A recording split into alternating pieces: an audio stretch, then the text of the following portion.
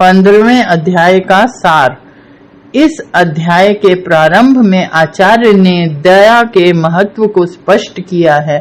उनका कहना है कि जो व्यक्ति इस संसार के प्राणी मात्र पर दया करता है, उसे न तो मोक्ष प्राप्त करने के लिए किसी जप तप आदि साधन की आवश्यकता है और न ही जटाजूट धारण करके साधु सन्यासी बनने की। दया सभी धर्मों का सार है। गुरु के महत्व को बताते हुए आचार्य चाणक्य बताते हैं कि यदि शिष्य गुरु को अपना सर्वस्व समर्पित कर दे तो भी गुरु का ऋण शिष्य नहीं उतार पाता। गुरु ही शिष्य को वास्तविक ज्ञान देता है, जिससे ऋण होना संभव ही नहीं है।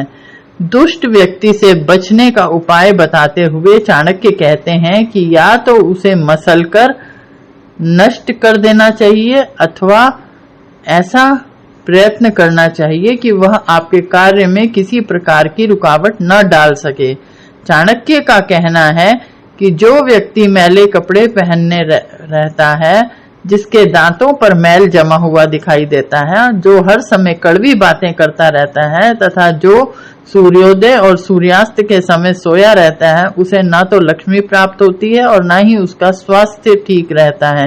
इसलिए व्यक्ति को अपने जीवन को सुखी बनाने के लिए प्रकृति के नियमों के अनुसार चलना चाहिए।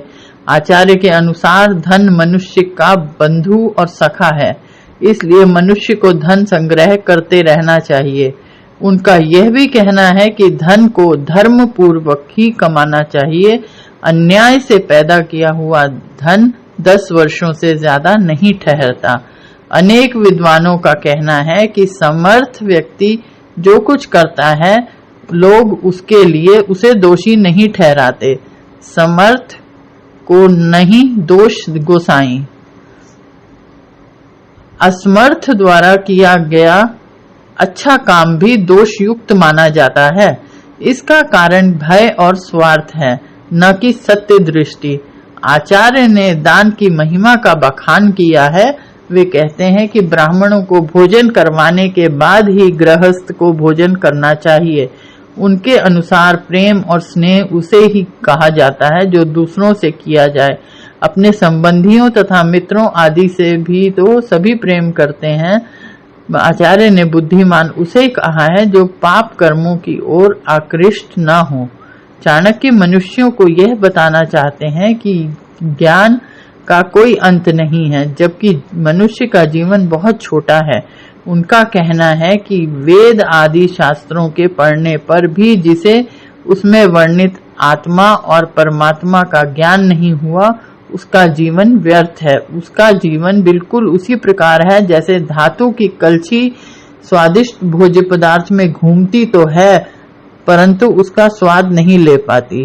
चाणक्य कहते हैं कि व्यक्ति जब दूसरे के घर में जाता है, अर्थात अपना घर छोड़ता है, तो उसे छोटा माना जाता है। चंद्रमा को अमृत का भंडार कहा जाता है, परंतु जब वह सूर्य की सीध में आता है तो एक प्रकार से उसका अस्तित्व समाप्त हो जाता है, क्योंकि उस समय वह सूर्य के प्रकाश ग्रहण करता है।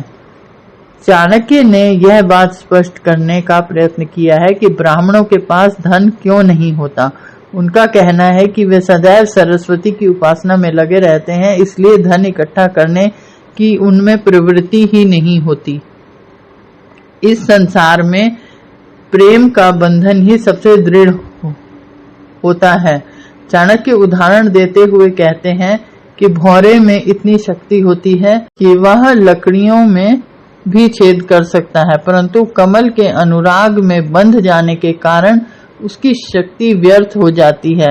इसी प्रकार मनुष्य के जो स्वाभाविक गुण हैं, वे कभी भी समाप्त नहीं होते। जिस प्रकार चंदन का वृक्ष छोटे छोटे टुकड़ों में काट दिए जाने पर भी अपनी सुगंध नहीं छोड़ता, उसी प्रकार श्रेष्ठ कुलीन मनुष्य निर्धन होने पर भी अपने गुणों का त्याग नहीं करता है।